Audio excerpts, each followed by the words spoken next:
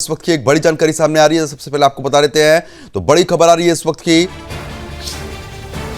पश्चिम बंगाल की मुख्यमंत्री ममता बनर्जी ने भरा है नामांकन। इस वक्त की यह महत्वपूर्ण जानकारी आपको बता रहे हैं। तो बता रहे हैं कि भवानीपुर विधानसभा सीट से दाखिल किया है पर्चा। तो इस वक्त की यह महत्वपूर्ण जानकारी, इस सीट पर बीजेपी से शुवेंदु अधिकारी भी है उम्मीदवार। तो बता रहे हैं कि शुवेंदु अधिकारी 2 अप्रैल को कर चुके हैं नामांकन और आज मुख्यमंत्री ममता बनर्जी नामांकन करती हुई नजर आएंगी। तो आपको बता रहे हैं, पश्चिम बंगाल की सीएम ममता बनर्जी ने नामांकन यहां पर भरा है। इस वक्त की यह महत्वपूर्ण खबर, भवानीपुर विधानसभा सीट वैसे ही काफी हॉट सीट मानी जाती है और वहां से दाखिल किया है नामांकन। इस सीट से बीजेपी के उम्मीदवार शुवेंदु अधिकारी हैं। शुवेंदु अधिकारी पहले ही 2 अप्रैल को नामांकन कर चुके हैं और आज मुख्यमंत्री ममता बनर्जी नामांकन कर रही हैं। तो बता रहे हैं, इस वक्त की यह महत्वपूर्ण खबर, पश्चिम बंगाल की मुख्यमंत्री ने नामांकन भरा है। भवानीपुर विधानसभा सीट की अगर हम बात कर लेते हैं तो लगातार काफी हॉट सीट ये मानी जाती है और इस वजह से इस सीट पर खास तौर पर टीएमसी और बीजेपी दोनों की ही नजर है। शुवेंदु अधिकारी 2 अप्रैल को नामांकन कर चुके हैं। इस दौरान गृह मंत्री अमित शाह उनके साथ मौजूद थे। भवानीपुर के अलावा ममता और शुवेंदु नंदीग्राम से भी आमने सामने हैं। आपको बता दें कि 2021 में उन्होंने ममता को यहां से हराया भी था। वहीं आपको ये भी जानकारी दे रहे हैं कि चुनावी प्रचार जिस तरीके से देखने को मिला, उसके बाद अब नामांकन लगातार किया जा रहा है। भवानीपुर सीट की अगर खास तौर पर बात करते हैं तो काफ़ी हॉट सीट ये मानी जाती है, क्योंकि इस तरीके से अगर इतिहास की बात करें तो आंकड़े काफ़ी दिलचस्प रहे हैं इस सीट पर। पश्चिम बंगाल की भवानीपुर सीट काफ़ी हॉट सीट है। तो इस वक्त महत्वपूर्ण खबर, इस सीट पर बीजेपी से शुवेंदु अधिकारी भी उम्मीदवार है। आपको बता रहे हैं कि पश्चिम बंगाल की भवानीपुर विधानसभा सीट राज्य की सबसे हॉट सीट मानी जाती है, क्योंकि कई सारे महत्वपूर्ण कारण हैं। मुख्यमंत्री का एक गढ़ मानी जाती है। ये मुख्यमंत्री ममता बनर्जी की पारंपरिक सीट रही है। वह खुद यहां से चुनाव लड़ती रही हैं, जिससे इस सीट का राजनीतिक कद काफी ज्यादा बढ़ जाता है।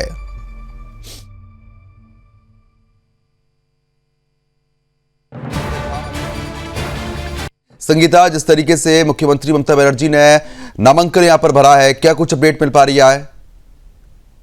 बिल्कुल प्रद्युमन, मैं आपको बता दूं कि मुख्यमंत्री ममता बनर्जी अभी अलीपुर में है, जहां पर वो नामांकन भर रही हैं और अभी भी प्रक्रिया चल रही है लगातार। और साथ ही अगर मैं उत्साह की बात करूं तो ठीक इसके बाहर ही जो अलीपुर सर्वे के जहां पर मुख्यमंत्री ममता बनर्जी नामांकन भर रही है, उसके बाहर पार्टी के कार्यकर्ताओं में उत्साह काफी ज्यादा देखा जाता है।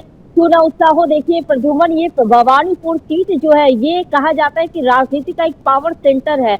यानी कि ये समझिए कि भवानीपुर सीट से जो भी जीतते हैं, उसी से होकर पूरे राज्य की जो राजनीति है वो निकल कर आती है। क्योंकि देखिए भवानीपुर सीट से लगातार मुख्यमंत्री ममता बनर्जी जीतते आई हैं। इसको पहले टीएमसी से भी जो रहे हैं उम्मीदवार, वो भी जीते थे। उसके बाद जब मुख्यमंत्री ने उपचुनाव के दौरान उन्होंने जब चुनाव लड़ा था, उस दौरान ही वो जीती थी। तो ये जो सीट है भवानीपुर सीट, और इसी सीट से देखिए इस बार हमने देखा कि बीजेपी से शुवेंदु अधिकारी को टिकट दिया गया, क्योंकि शुवेंदु अधिकारी ने नंदीग्राम से मुख्यमंत्री ममता बनर्जी को हराया था। जिसके बाद इस बार जो है एक बार फिर से शुवेंदु अधिकारी को 2 सीटों से चुनाव लड़ने के लिए कहा गया। तो ये एक और से अगर देखा जाए तो भवानीपुर का सीट इस बार और ज्यादा जो है राजनीति का केंद्र बना हुआ है। सबसे ज्यादा हॉट सीट अगर हम कहें पश्चिम बंगाल की राजनीति के लिए तो वो भवानीपुर का सीट है।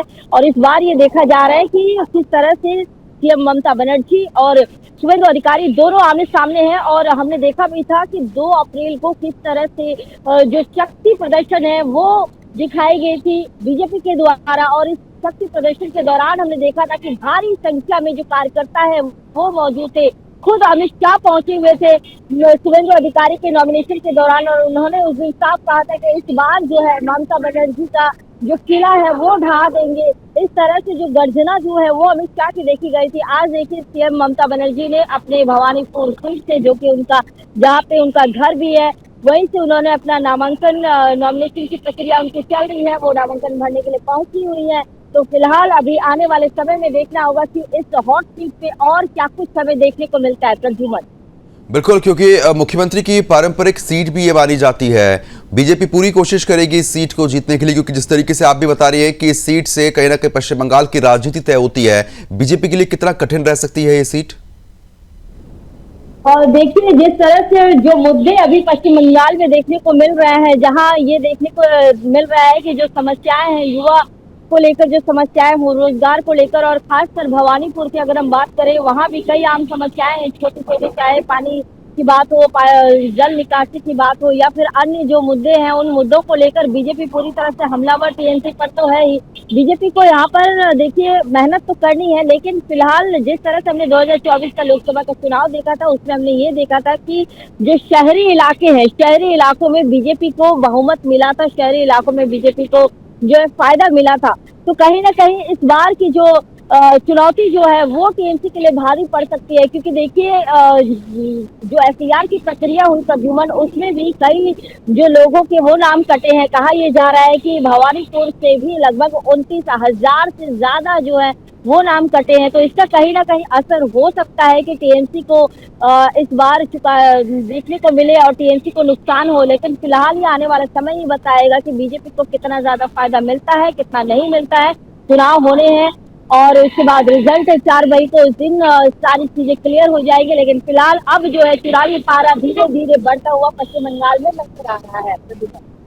साथ जिस तरीके से आप कहीं ना कहीं बता रहे हैं कि एसआईआर में भी काफी कुछ नाम जो है वो सामने आए हैं, लेकिन अगर इस सीट की बात करते हैं तो इस सीट पर जो भवानीपुर एरिया है वहां पर मिलीजुली आबादी रहती है, तो ऐसे में ये माना जाए कि मिलीजुली आबादी को साधना बड़ा मुश्किल हो सकता है एसआईआर के बाद। देखिए मिलीजुली आबादी तो रहती है, लेकिन जिस तरह से साधने की कोशिश की जा रही है, चाहे वो टीएमसी के द्वारा हो या फिर बीजेपी के द्वारा हो, टीएमसी ने जहां एक और कई सारे जो उनके द्वारा दिए गए भत्ते हैं उसके अनुरूप वो चाह रही है कि हाँ इस बार फिर से वो सत्ता में कायम रहे, फिर से उन्हें सीट मिले जितनी ज्यादा हो सके। लेकिन वही बीजेपी जो है, बीजेपी एक कोशिश कर रही है, पूरी तरह से कोशिश कर रही है कि जिस तरह की एफआईआर की प्रक्रिया की गई है, जो फेक वोटर्स जो है उनके नाम काटे गए, तो इसका फायदा बीजेपी को मिले। और साथ ही देखिए बीजेपी लगातार ये कोशिश कर रही है कि भ्रष्टाचार के मुद्दे हो, पटमनी के मुद्दे हो, या फिर जिस तरह से हमने देखा है कि यहाँ पे हिंसा होती है, हिंसा के मामले हो, और सबसे बड़ी बात देखिए हो जाती है प्रद्युमन रोजगार। क्योंकि देखिए रोजगार की वजह से जो यहाँ के जो बंगाली हैं, जो कि यहाँ के निवासी हैं, उन्हें रोजगार के लिए पश्चिम बंगाल छोड़कर बाहर जाना पड़ता है। तो इसका कहीं ना कहीं जो असर जो है वो देखने को पिछले 2024 के लोकसभा चुनाव से देखने को मिल रहा है। ग्रामीण क्षेत्रों में तो खासकर उतना असर नहीं हुआ, लेकिन शहरी क्षेत्रों में इसका असर खासकर देखा गया है प्रद्युमन। चाहे टीएमसी की बात कर ले या फिर बीजेपी की बात कर ले, महिला सशक्तिकरण की बात दोनों ही पार्टी यहाँ पर करती हुई नजर आती है। महिलाओं को बढ़ाने का काम यहाँ पर करने के दावे, तमाम वादे होते हैं। तो माना जाए कि भवानीपुर सीट पर जो महिला वोटर्स हैं वो काफी बड़ा गेम यहाँ पर, जो एक अगर बंगाली भाषा में बोला जाए, जो एक कहावत बड़ी फेमस हुई थी कि खेला होवे, तो खेला कर सकती हैं। देखिए प्रद्युमन, महिलाएं तो खैर ये बात सही है कि पश्चिम बंगाल की महिलाएं जो है मुख्यमंत्री ममता बनर्जी को एक तरफा जो है वोट मुख्यमंत्री ममता बनर्जी को मिलता है। क्योंकि आपको पता होगा कि लक्ष्मी भंडार योजना जो है वो पश्चिम बंगाल में लागू किया गया था, जिसके बाद ये देखा गया था कि लक्ष्मी भंडार योजना में जो पैसे मिलने वाले थी, जिसको लेकर यहाँ की जो महिलाएं हैं वो निकल कर पूरी तरह से लाइन लगी हुई थी महिलाओं की। तो इस बार ठीक चुनाव से पहले एक बार फिर से जो 500 रुपए फिर से बढ़ा दिए गए लक्ष्मी भंडार का, लेकिन इसका फायदा इस चुनाव में कितना मिलेगा ये फिलहाल देखना होगा। लेकिन देखिए एफआईआर में ये भी कहा जा रहा है कि 33 लाख महिलाओं के नाम भी कटे हैं, तो इसका नुकसान भी हो सकता है कि टीएमसी को मिले। लेकिन देखिए लोकप्रियता महिलाओं के बीच में ममता बनर्जी तो जरूर है। ममता बनर्जी को पश्चिम बंगाल की महिलाएं जरूर पसंद करती है और उसका कहीं ना कहीं फायदा देखिए टीएमसी को जरूर मिल जाता है। और इसके साथ ही अगर मुस्लिम वोट बैंक की अगर बात करें तो मुस्लिम वोट बैंक का भी फायदा टीएमसी को मिलता है। वो कहीं ना कहीं मेरा यही सवाल था संगीता की कि क्योंकि जिस तरीके से अल्पसंख्यक जो वोटर्स है वो इस बार भी टीएमसी के साथ है, क्योंकि अब एक तरफ बीजेपी लगातार ये कह रही है कि जो बंगाल की जनता है वो बदलाव चाहती है, टीएमसी के अपने दावे हैं। तो ये माना जाए कि जो पारंपरिक वोटर्स हैं टीएमसी के, जो अल्पसंख्यक वोटर्स हैं, वो नहीं खिसकेंगे, दूसरी तरफ इस बार भी टीएमसी का समर्थन करेंगे। देखिए प्रद्युमन, मैं आपको बता दूं, जहां एक और हमने ये देखा कि हुमायूं कबीर अपना खुद का जो एक पार्टी तैयार करते हैं और बाबरी मस्जिद के नाम पर वो वोट मांग रहे हैं। और साथ ही उनका ये कहना है कि उनका नहीं, सिर्फ हुमायूं कबीर का नहीं, अगर हम खासकर बात करें तो आईएसएफ यहाँ पर पार्टी है, उन लोगों के द्वारा, सभी के द्वारा ये कहना है कि टीएमसी सरकार, जो कुछ ऐसे नेता हैं जो ये कहना चाह रही है कि टीएमसी सरकार मुस्लिम वोट बैंक का फायदा उठाई है, फायदा उठाकर बस सत्ता के लिए वो आई है, ठीक सत्ता है। के लिए फायदा उठा, लेकिन इसका फायदा जो है वो नहीं मिला है उन्हें, मुस्लिमों को। जहाँ एक और उनका ये भी ठीक कहना है, है कि चलो हो ठीक है सकता है संगीता, बहुत बहुत शुक्रिया आपका तमाम जानकारी हमारे साथ साझा करने के लिए। खबर पर आप नजर बनाए रखिएगा।